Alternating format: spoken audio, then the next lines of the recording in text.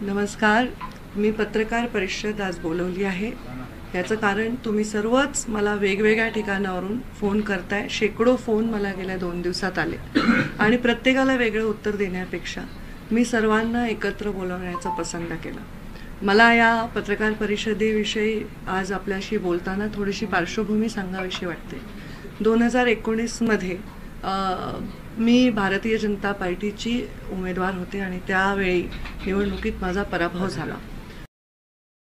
तर अनेक अशा घटना घडल्या, अनेक निर्णय झाले. भारतीय जनता पार्टीतर्फे अनेक निर्णय झाले. त्या निर्णयामध्ये मी सामील नसले, मला तिकीट नाही मिळालं, मला उमेदवारी नाही मिळाली, अशा प्रकारच्या निर्णयानंतर मी नाराज असेन किंवा मी पक्षाच्या बाहेर जाणार अशा चर्चा गेले 4 वर्ष झाल्या. अनेक कार्यक्रमांमध्ये, खास करून जिथे मी माझ्या समाजाला, माझ्या फॉलोअर्सला संबोधते, त्या दसरा मेळावा, 3 जून आणि 12 डिसेंबर अशा अनेक कार्यक्रमांमध्ये मी अत्यंत स्पष्टपणे माझी भूमिका मांडलेली आहे. परत माझी भूमिका मांडणं म्हणजे माझ्या नैतिकतेवर कोणाचा अविश्वास सिद्ध करण्यासारखं आहे. त्यामुळे मी आज आपल्या सर्वांसमोर काहीही असं म्हणणार नाही की मला स्वतःला सिद्ध करायचंय. गेले काही दिवस अनेक पक्षाच्या कार्यकर्त्यांनी असे काही भाष्य केले की पंकजा मुंडे आमच्याकडे आलं तर चांगलं आहे, पंकजा मुंडे आले तर आम्ही त्यांना अमुक देऊ तमुक देऊ.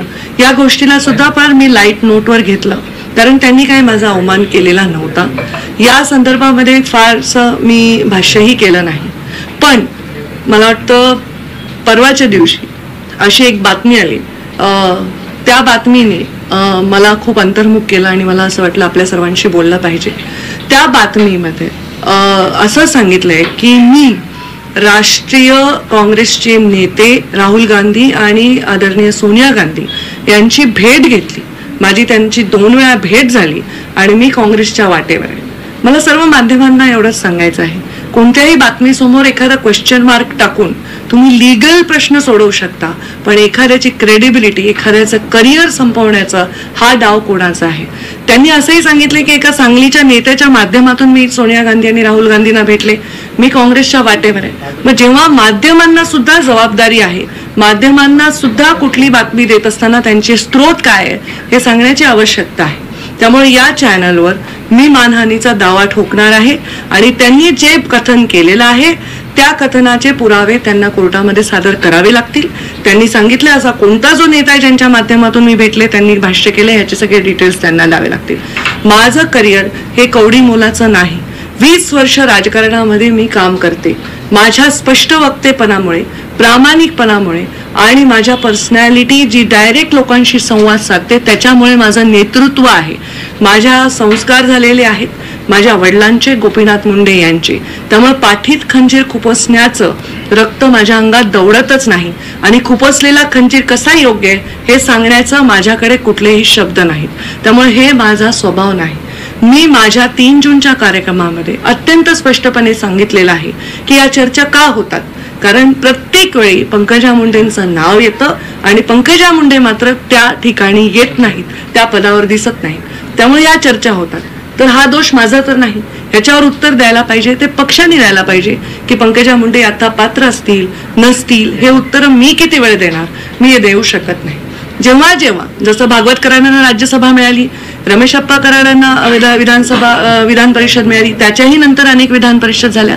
जेव्हा माझं नाव चाललं तेव्हा माझं नाव नाही आलं याबद्दल मी कुठेही टिप्पणी केली नाही, कुठलंही ट्विट केलं नाही, सार्वजनिकरित्या त्याच्याबद्दल कुठलीही नाराजी व्यक्त केली नाही.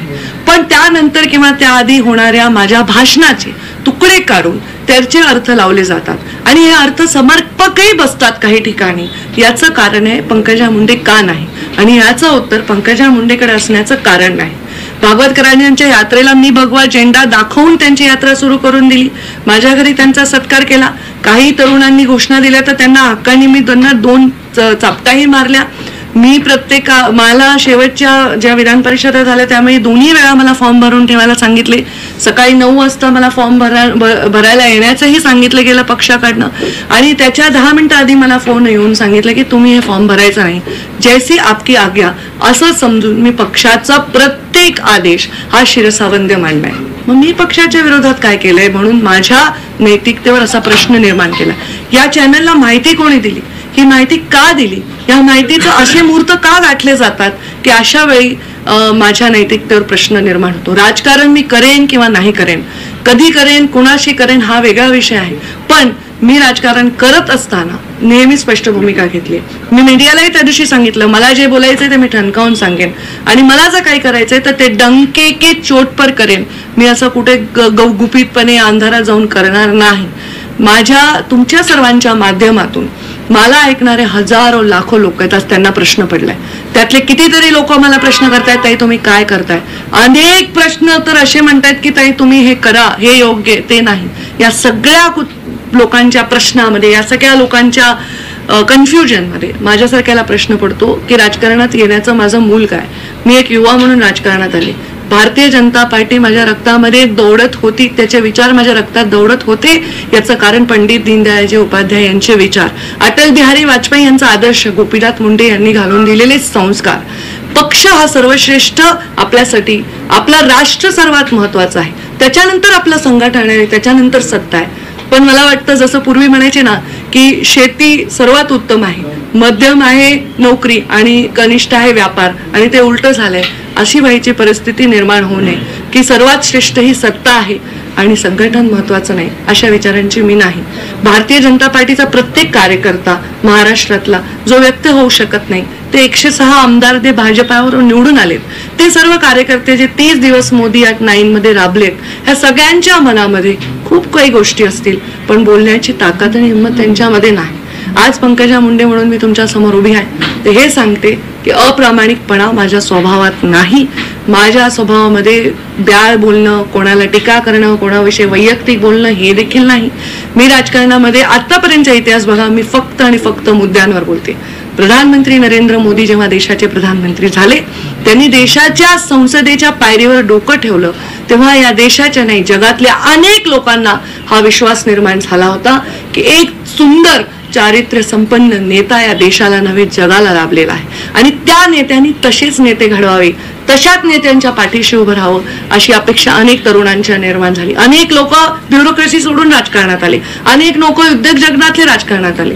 राजकारणामध्ये भ्रष्टाचार मुक्त राजकारणाचा नारा प्रधानमंत्री नरेंद्र मोदींनी दिला. खातो नथी खावानू देतो नथी ह्या वाक्यांनी माझ्यासारखा तरुण प्रभावित झाला आणि त्याच्या जीवावर मी राजकारणात आले. माझ्यावरही आरोप झाले, पण माझ्यावरच्या प्रत्येक आरोपाचं उत्तरही तुम्हीच सर्वांनी दिलं. मलाही पराभव पत्करावा लागला, पण माझा पराभव हा लोकांच्या मनामध्ये काट्यासारखा रुजला आणि त्याची चर्चा सर्व माध्यमातून झाली. पण मी आतापर्यंत हे जाहीर मी आज कथन करते, ईश्वर साक्ष कथन करते, कारण ईश्वर साक्ष शपथ आणि जाहीर कथन अनेक लोक करत असतात, पण त्याच्यावर ते वागतात का नाही याची मला आज शाश्वती देता येणार नाही. मी सांगते, मी कोणत्याही पक्षाच्या कोणत्याही नेत्याशी माझ्या पक्षप्रवेशाच्या संदर्भात कधीही भेटलेली नाही. मी राहुल गांधींना आयुष्यात प्रत्यक्षात पाहिलेलं देखील नाही. सोनिया गांधींना मी पाहिलेलं नाही. असं जन्मात झालं नाही की ते एका शहरात आहे, मी त्या शहरात आहे. ज्या दिवशी माझ्याविषयी ही बातमी येते त्या दिवशी मध्य प्रदेशच्या कार्यकर्त्यांवर त्या क्षणाला तुम्ही माझा सोशल मीडिया बघा. माझं कुठलंही गुपित आयुष्य नाही. माझं जे आहे ते माझ्या मीडियावर असतं, जे आहे ते सगळ्या जगासमोर असतं. माझ्या जीवनामध्ये पारदर्शकतेला, प्रामाणिकपणेला आणि स्पष्ट वक्त्यापणाला आणि न्यायप्रिय भूमिकेला फार महत्व आहे. या भूमिकांशी प्रतारणा होताना दिसताना मी खूप अस्वस्थ होते. नाराज नाही, पण मी नक्की दुःखी आहे. आणि म्हणून आपल्या सर्वांना सांगते की या दुःखाचं मला माहित नाही मूळ काय. आज सगळेच राजकारणामध्ये वेगवेगळे प्रयोग आपण बघतोय. कधीच नाही, जसं कोविड आपण कधीच पाहिला नव्हता, तसंच हे प्रयोग आपण कधीच पाहिले नव्हते. बाळासाहेबांची शिवसेना आता राहिली नाही, शरद पवारांची राष्ट्रवादी आता राहिली नाही, असं बातम्यांमध्ये मी बघते. तसंच पंडित दीनदयाळ उपाध्याय आणि अटल बिहारी वाजपेयी यांची भाजपा सदैव राहावी यासाठी माझ्यासारखा छोटा छोटा कार्यकर्ता धडपडतोय. 30 दिवस मी नक्सलाइट एरियामध्ये मला काम दिलं होतं. मी तिथे जाऊन काम केलं. जेवायचा पत्ता नाही, खायचा पत्ता नाही, राहायचा पत्ता नाही, असं 20 वर्ष झाले मी काम करते आहे. माझ्या नैतिकतेवर आणि माझ्या इंटिग्रिटीवर प्रश्न निर्माण होत असेल तर हे माझ्यासाठी अत्यंत दुःखाचं आहे. या गोष्टीबद्दल मी प्रचंड तीव्र नापसंती आणि दुःख व्यक्त करते. न्यायालयातून मी ही लढाई लढणार आहे.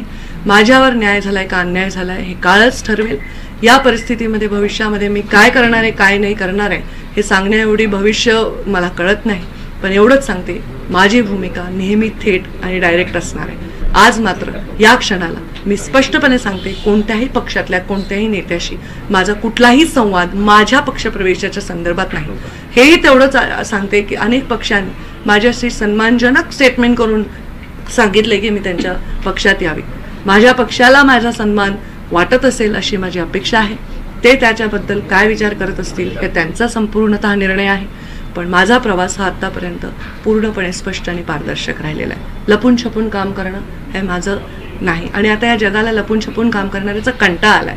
सर्व गोष्टी, कोणाची सत्ता आहे, कोणाला कोणतं मंत्रीपद आहे, हे आम्हाला हवे, ते आम्हाला हवे, हे उलटून टाकलं, तो पक्ष संपला, हा पक्ष संपला, याच्यावर सीमित आहे. लोकांचं काय? असा उद्योग, असा तरुण आहे जो वकील आहे, जो डॉक्टर आहे, जो स्टार्टअप नवीन काढू इच्छितो, असा एक मुलगा आहे जो शिकू इच्छितो, यांचं काय? संस्थाचालकांविषयी कोण बोलणार आहे? या युवकांविषयी कोण बोलणार आहे? महिलांच्या अत्याचाराविषयी काय बोलणार आहे? आपल्या चर्चा चालल्या कुठे आहेत? एका मुलांनी ड्रग घेतलेला पकडला ह्याच्यावर चर्चा होते कारण तो एका मोठ्या सुपरस्टारचा मुलगा असतो. पण या देशामध्ये एवढा इझिली ड्रग मिळतं, हे फेल्युअर कोणाचं आहे? एखाद्या मुलीवर जेव्हा अत्याचार होतो, तिला कोणत्या जातीच्या माणसाने अत्याचार केला ह्याच्यावर चर्चा होते, पण त्या मुलीवर अत्याचार होतोय फेल्युअर नाही का? एखादी माहिती एखाद्या घटनेविषयी एखाद्या समाजातल्या जबाबदार व्यक्तीकडे आहे आणि तो म्हणतो मी अजून देतो, थोड्या थोड्या टप्प्याने देतो, हा जनतेचा वरचा अधिकार भंग नाही का? एखाद्या पदावर विराजमान माणसाकडे जर एखादी माहिती असेल तर ती माहिती लपवून ठेवून त्याचा राजकीय उपयोग करण्यापेक्षा त्या माहितीचा न्यायाने उपयोग केला पाहिजे आणि शिक्षा दिली पाहिजे, अशी भूमिका माझी आहे. या सगळ्या भूमिकेला प्रतारणा करणाऱ्या भूमिका माझ्या आजूबाजूला असल्यामुळे मी प्रचंड कन्फ्यूज आहे. मी 20 वर्षामध्ये सुट्टी घेतलेली नाही. मला 1-2 महिन्याच्या सुट्टीची आवश्यकता आहे.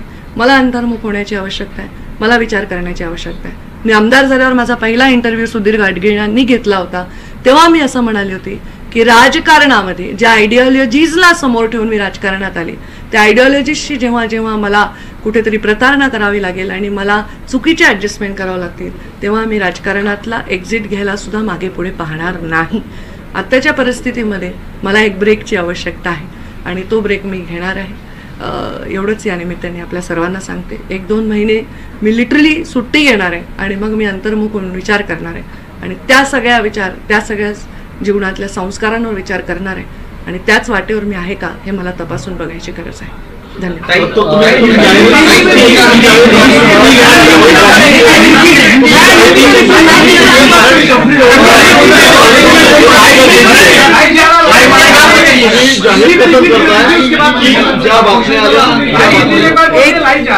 एक बात करेंगे आप भी कंप्लीट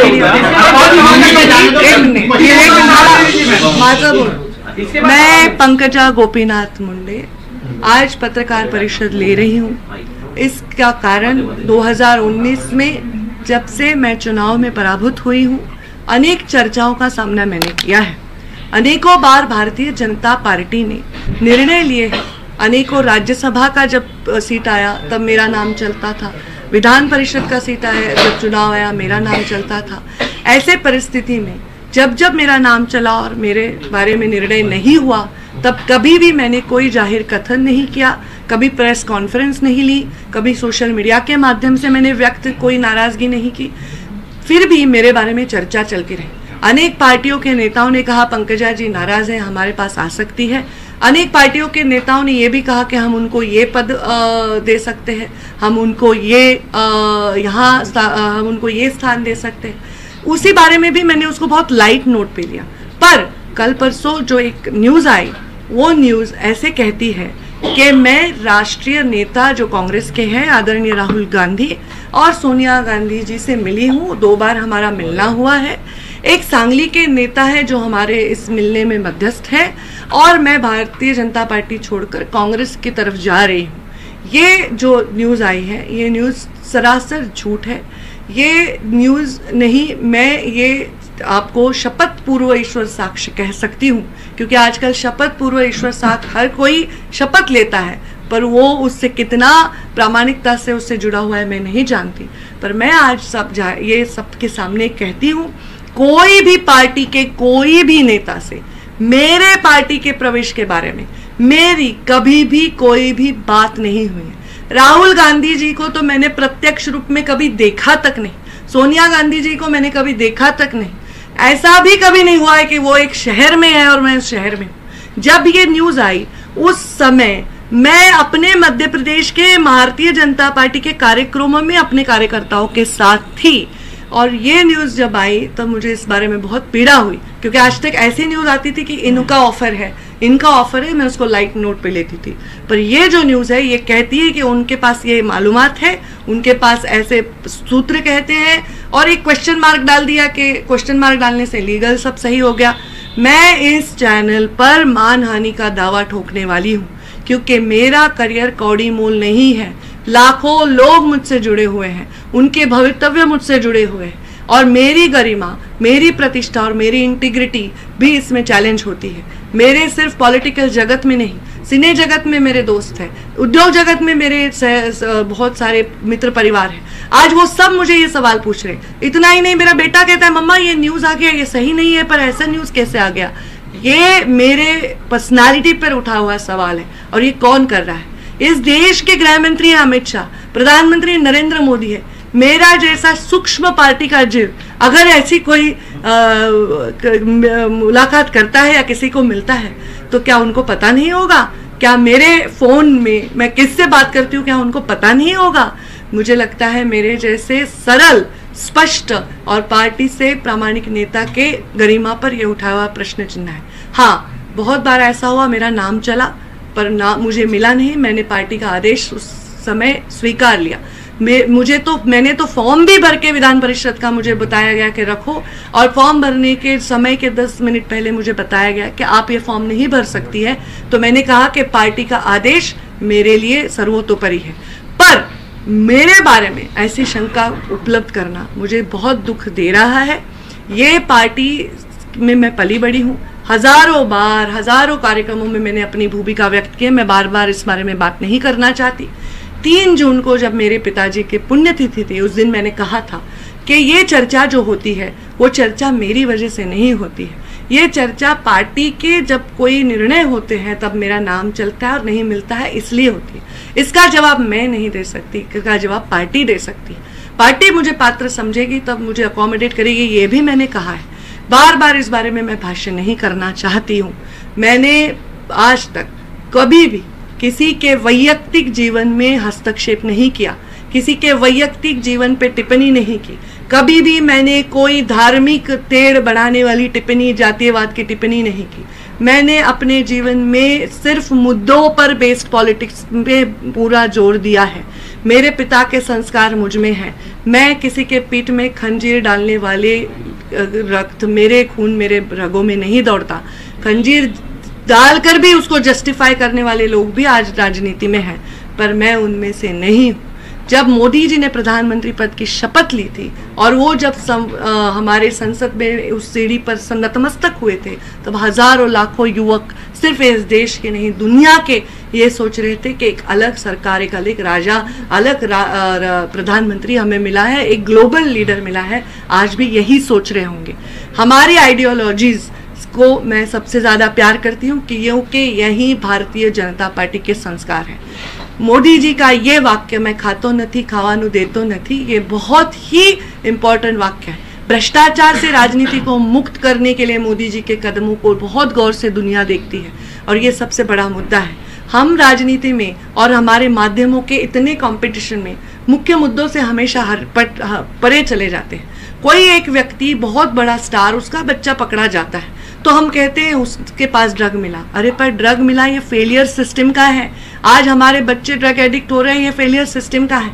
कभी कोई अत्याचार महिला पे होता है तो उस महिला की जाति, अत्याचार करने वाले की जाति पर चर्चा होती, पर अत्याचार होना ये फेलियर भी सिस्टम का है।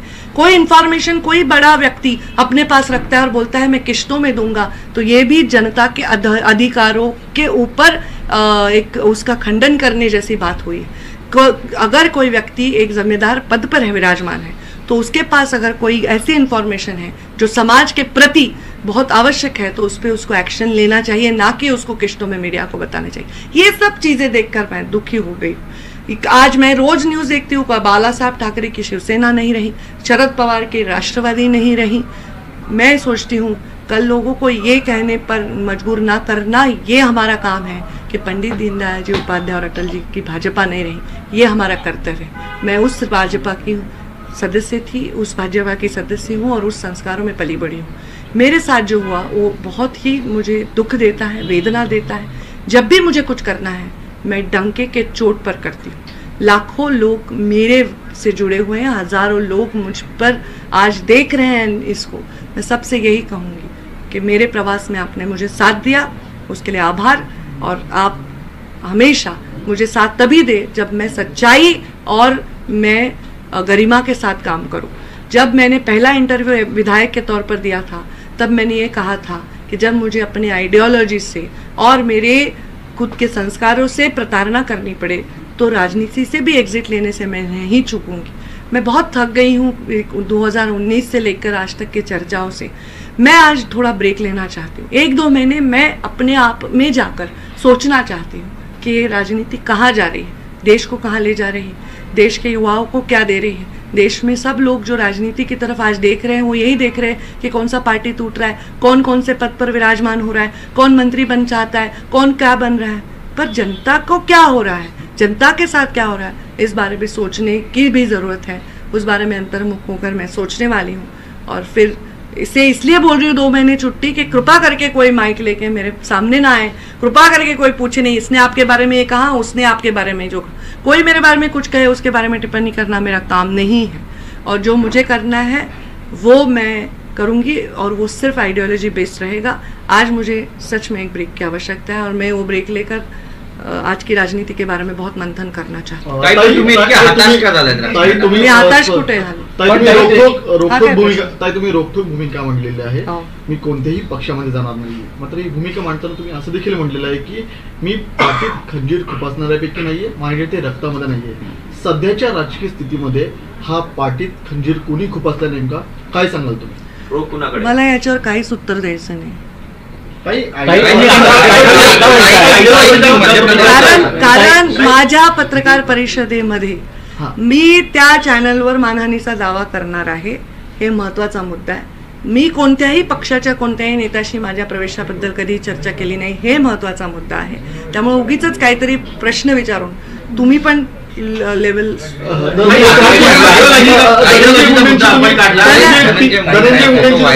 तुमचा प्रश्न मला कळला, तुमचा काय प्रश्न, मी दोन्हीचं उत्तर करेन। आयडियोलॉजी बद्दल आपण बोललात, आता सध्याची आपण राजकीय परिस्थिती बघितली तर भाजपच्या विपरीत वृत्ती असलेला पक्ष आज सत्तेत बसलेला आहे भाजपच्या सोबत, तर म्हणून हा मुद्दा आला का? आणि सुट्टी नाही, सुट्टी मी ह्याच्यासाठी घेत आहे कारण मला ह्या सगळ्या चर्चांमुळे माझ्या मनामध्ये खूप विषाद आहे, माझ्या मनामध्ये फार वेदना आहे, दुःख आहे आणि मला कंटाळा आलाय या शॅलो गोष्टींचा। मी हताश बिताश काही नाही आहे, मी एकदम भक्कम आहे।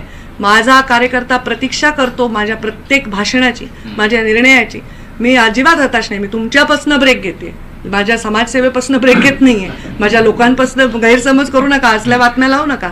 मी ब्रेक ह्याच्यासाठी घेते की मी या सगळ्या गोष्टींवर टिप्पणी करण्यापासून मला परावृत्त व्हायचं आहे आणि म्हणून आता या जे तुम्ही मला प्रश्न विचारला ह्याचं उत्तर मी देऊ शकत नाही। ह्याचं उत्तर भारतीय जनता पार्टीचे प्रवक्ते प्रदेशाचे अध्यक्ष देतील। मी मध्य प्रदेशची प्रभारी आहे, मध्य प्रदेशच्या निवडणुकीबद्दल काय बोलायचं असेल तर मी उत्तर देईन।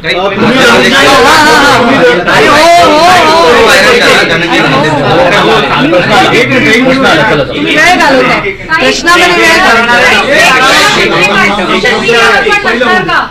एक मिनिट धनंजय मुंडे मला भेटायला आले होते, त्यांनी शपथ घेतल्यानंतर मला फोन केला, मी त्यांचं अभिनंदनही केलं। ते मला भेटायला आले, त्याला कदाचित 3-4 दिवस 4-5 दिवस झाले आहेत। त्या दिवशी ते मला आले, तुम्ही जर ते फोटो पाहिले तर तुम्ही बघाल माझा बुचडा बांधलेला अवतार, मी माझ्या घरामध्ये छान लोळत बातम्या बघत होते। त्यांनी मला सांगितलं माझ्या घराच्या जवळ आहे आणि मी भेटायला येतोय। त्यावेळी मी माझ्या मंदिरातला दिवा पेटवला आणि त्यांना जे आपल्या संस्कृतीत असतं औक्षण केलं, ते मला भेटायला आले होते। ते 4 दिवसापूर्वी आले होते, त्यांनी आज का ट्विट केलं हे मला माहित नाही, याचं उत्तर ते देतील, पण ते आले होते आणि मी त्यांना शुभेच्छाही दिल्या। मला कोणी मंत्री झालं ह्याच्याविषयी आनंद आहे. धनंजय झाला तर आनंदच आहे, मी त्यांना शुभेच्छा दिल्या. पण या नवीन समीकरणामुळे, या नवीन जी समीकरणं झालेली आहेत त्यामुळे तुमचा जो मतदारसंघ आहे त्याच्यावरती आता प्रश्न निर्माण होतोय, कारण की तुम्ही त्यांच्या विरोधात लढलात आणि आता ते तिथे आमदार आहेत. मग आता भविष्यात पुढे काय या सगळ्या मतदारसंघाचं आणि तुमच्या वाटचाली? ज्यांनी हे निर्णय घेतले त्यांनी हे उत्तर देऊ शकतील. मी तर तुमच्यासोबत चर्चा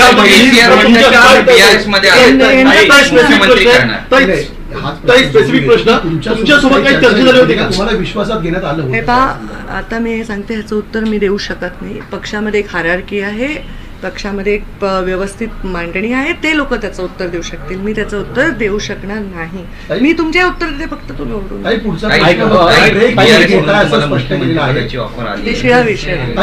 ब्रेक घेते असं सांगितलंय, पण नेमका तुम्ही सांगते ब्रेक म्हणजे मी सुट्टी घेणार आहे. मी हो ऑफकोर्स सामाजिक काम माझं चालू आहे, ज्या भूमिकेत माझं चालू आहे. आता मी हे सांगते की मी एक छान निवांत सुट्टी घेणार आहे. माझ्या मुलाला घेऊन मी कुठेतरी सुट्टीवर जाणार आहे. सोशल मीडियामध्ये मी आहेच आहे. काय तुम्हाला काय अपेक्षा आहे की जाऊ दे का आता? मी एक ब्रेक ह्याच्यासाठी घेते की मला या सगळ्या राजकारणातनं ब्रेक हवाय. तुम्ही माझा विचार करा ना. शपथविधी कोणाचा होतो? शिवसेनेचा आणि भाजपचा पंकजा मुंडेची चर्चा, राष्ट्रवादी आणि भाजपचा पंकजा मुंडेची चर्चा, कोणाचं नाव चालतं? पंकजा मुंडेची चर्चा. अरे पण ही चर्चा मी घडवून आणली का? मी कधी मीडियाला तुमच्यापैकी कोणाला आहे मी आयुष्यात कधी फोन केला? तुमच्यापैकी कोणाला मी बातम्या लावायला सांगितल्या? तुमच्या कधी एडिटरला मी कधी कोणाला फोन लावून सांगितलं हे लावा ते लावा? माझे अनेक लोकांशी मैत्रीपूर्ण संबंध आहेत, अनेक लोकांचे माझे अगदी भावासारखे माझे नाते आहेत, पण मी त्यांनाही कधी राजकारणात सांगितलं नाही की हे बातमी लावा, असं करा. मग मी एखाद्या सभेत भाषण करते, त्याचा तुकडा होतो आणि तो लावून माझी गरिमा खराब होते. मला हे अजिबात अस्वस्थ करणार आहे. माझा संबंध राजकारणाच्या पलीकडे जाऊन अनेकांशी आहेत, अनेक उद्योजकांशी आहेत, अनेक सिने क्षेत्रात, एंटरटेनमेंटच्या क्षेत्रात संबंध आहे. ते सर्वजण मला प्रश्न विचारतात आणि अशा प्रकारच्या शॅलो पत्रकारितेचा निषेध मला करावा वाटतो. त्याच्यात काही सगळे समावेश नाही आहेत, पण ज्यांनी हे केले त्यांच्याविषयी मी मानहानीचा दावा ठोकणार. हे आज तुमच्यासाठी महत्त्वाचं. Last question. तुम्हाला सांगण्यात आलं की तुम्ही फॉर्म भरलेला मागे घ्यावा, तुम्हाला तशा प्रकारची उमेदवारी विधान परिषद देण्यात आलेली होती. नेमका कुणाचा हा निर्णय होता आणि नेहमी तुमचं नाव चर्चेत होतं, मात्र माझ्या म्हणणं मी जे बोलले ते परत एकदा मी रिपीट करते की माझा स्वभाव तुमच्या लक्षात आला आहे की मला जेव्हा एखादा पक्षाने आदेश दिला मी तो स्वीकारला. त्याच्यावर मी प्रश्न नाही विचारला की का, याचं उत्तरही माझ्याकडे नाही. धन्यवाद. तीन सवाल, थोड़ा अच्छे सवाल पूछिए. आपने कहा कि विधान परिषद में आपको नामांकन भरने के लिए कहा गया और 10 मिनट पहले आपसे कहा गया कि आप अपना नामांकन मत भरिए. कौन नेता था जिसने आपको ये कहा और फिर अचानक कैसे डिसीजन? कोई नेता ऐसा नहीं होता. हमारे यहाँ एक व्यवस्था होती है. ऐसे फोन करने के लिए एक अलग व्यवस्था होती है और निर्णय करने के लिए अलग व्यवस्था होती है. उसके बारे में इतना डिटेल का आवश्यकता नहीं. मुद्दा क्या है कि मैंने कभी इस बारे में कोई भी टिप्पणी, टीका या कोई दुख और नाराजगी कभी व्यक्त नहीं की है. मैंने हमेशा वो किया है जो बताया गया है. तो ये मेरे बारे में क्यों ऐसे सवाल? आपने ये कहा कि 9 साल पीएम के हो चुके हैं और सबने अच्छी तरीके से मनाया भी. आपने वहाँ पे सवाल भी उठाया कि अगर ड्रग्स पकड़ा जाता तो सिस्टम को पहले महिला के साथ अत्याचार. क्या आपको लगता नहीं कि आपकी सरकार 9 साल से इन सब चीजों पे प्रॉपर ढंग से काम नहीं कर पाई? मैं ये कह रही हूँ कि हम मुद्दों की चर्चा ना करते हुए हम उसके इर्द गिर्द विवादों की चर्चा करते हैं. हमको जो चीज़ें थ्रिल देती हैं हम उसकी चर्चा करते हैं. ये बहुत भयंकर विषय है. हम उस बात की नहीं चर्चा करते जो इस देश के और इस सिस्टम को हानि पहुंचा रहा है. ये मेरा कहना है. राजनीति से संन्यास ले रही हैं आप? 1 महीने 2 महीने संन्यास शब्द मैंने बोला भी नहीं भैया. मैं 42 साल की हूँ. आप ले रही हैं क्या राजनीति से ले रही हैं ब्रेक? मैं छुट्टी ले रही हूँ. छुट्टी का क्या मतलब है? ब्रेक ले रही हूँ. पार्टी के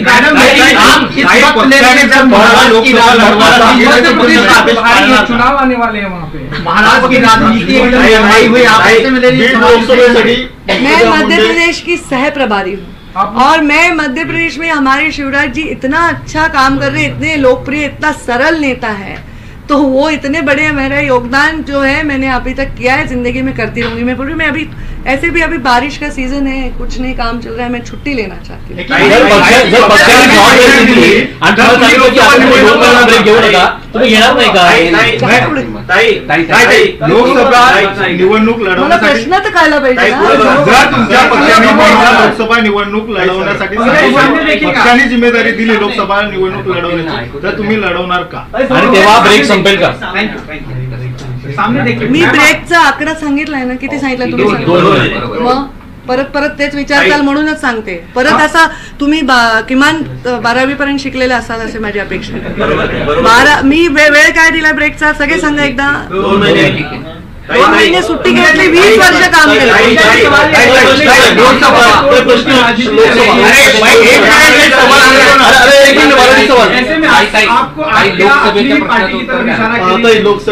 जो तोड़फोड़ हुई है वो आप ही की पार्टी की तरफ से कहीं ना कहीं होते दिखी, एनसीपी की हो या फिर इसके पहले उद्धव ठाकरे की पार्टी को तोड़ा गया, इस पर आपका निशाना क्या पार्टी के आप ही के नेताओं की तरफ है? मुझे नहीं, आपका सवाल ही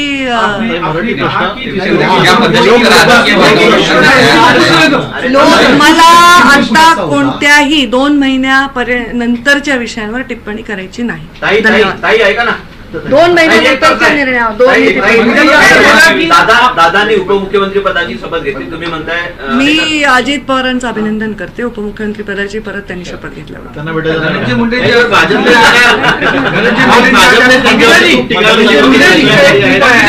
स्वतः पीएम मोदी म्हणाले अगदी काही दिवसांपूर्वी राष्ट्रवादी काँग्रेस पक्ष भ्रष्टाचारी आहे, 70,000 कोटींचा भ्रष्टाचार त्यांनी केलेला होता. आजपर्यंत भाजपचेच नेते राष्ट्रवादीवरती नावं घेऊन टीका करत होते आणि आज ते दोघे सत्तेत बसलेले आहेत. म्हणजे अचानक असा बदल कसा केला? राष्ट्रवादीवरती सडकून टीका केलेली होती. त्यावेळी एकंदरीत महायुती जमवण्याचं कामही मुंडे तुम्ही साहेब ज्यांचे नावं घेतले त्यांनी तरी उत्तर दिलं पाहिजे, ज्यांनी निर्णय घेतले त्यांनी तरी उत्तर दिलं पाहिजे. मी प्रवक्ताही नाही, महाराष्ट्राच्या कुठल्याही विषयावर मी काही उत्तर देऊ शकत नाही. मी सचिव आहे राष्ट्रीय आणि मला मध्य प्रदेशचा सहप्रभार आहे. महाराष्ट्राचे सगळे नेते जेव्हा तुम्ही प्रश्न विचारता हेच सांगतात, ताई आमच्या राष्ट्रीय नेते त्या मध्य प्रदेशच्या सहप्रभारी आहेत. तर मध्य प्रदेशची सहप्रभारी म्हणून काही प्रश्नाचे उत्तर मी देऊ शकेन. महाराष्ट्राच्या कुठल्याही विषयावर मी काही उत्तर देऊ शकणार नाही. धन्यवाद.